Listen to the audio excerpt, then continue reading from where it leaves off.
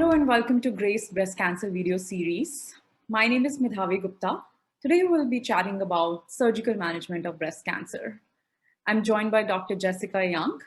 Dr. Young is an assistant professor with the Division of Surgical Oncology at Roswell Park Comprehensive Cancer Center in Buffalo, New York. She is also a member of National Comprehensive Cancer Network, or NCCN Guidelines Panel for Breast Cancer.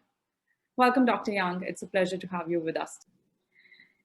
Talking a little bit further, you said that removing the opposite breast is not usually recommended. Could you elaborate on what are some of the specific circumstances in which you would recommend taking the opposite breast out?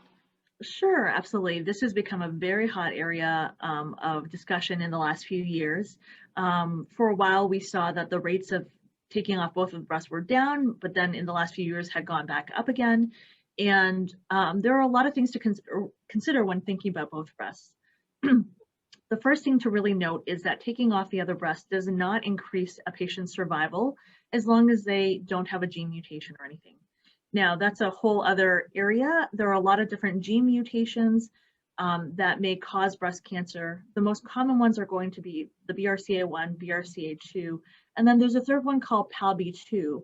And these are the three that we really know can cause a breast cancer in the other breast with high frequency. So in those cases, we do usually recommend that you take off both of your breasts because there's a high chance of getting a second breast cancer again and having to go through that treatment. And that is really the only case where we absolutely have evidence where taking off the second breast might be more helpful. Otherwise, when we talk about a person who does not have a gene mutation and they're thinking about taking off both of their breasts, there is no change in survival from any study that we've ever had from taking off the second breast. That being said, there are a lot of things to consider with every surgery. There are pros and cons. And so when we think about breast cancer surgery, of course, we are making a lot of decisions based on the benefits of taking the cancer out and everything.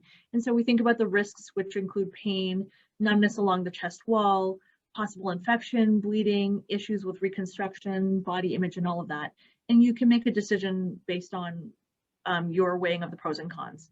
When we think about the other breast coming off what we call prophylactically, or when there's not any problem with it, you still have the same risks, but the benefits are obviously much lower because you're really reducing your risk of breast cancer from maybe about 6 to 10% on the other side to maybe about 1 to 2%.